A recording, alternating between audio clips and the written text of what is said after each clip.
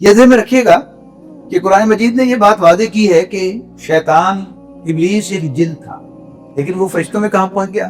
وہ بڑا علم والا تھا، بہت پرستش کرنے والا، عبادت گزار تھا، تو اللہ تعالیٰ نے اس کو پروموٹ کر کے فرشتوں میں شامل کر دیا، اور پھر جو کہ بہت علم والا تھا اس کو فرشتوں کو استاد یہ بنا دیا۔ اب ذرا وہ سیناریو اپنے ذہن میں لائیے گا کہ ایک طرف اللہ تعالیٰ اس کائنات کا مالک، اور جو باقی مخلوقات ہیں ان میں فرشتے ہیں اور جنات ہیں۔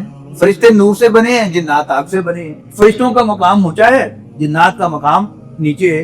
اچھا، وہ شخص کہ جو فرشتوں کا بھی استاد بن جائے، ذرا اس کو امیجن کیجئے تو اپنے آپ کو کیا سمجھے گا؟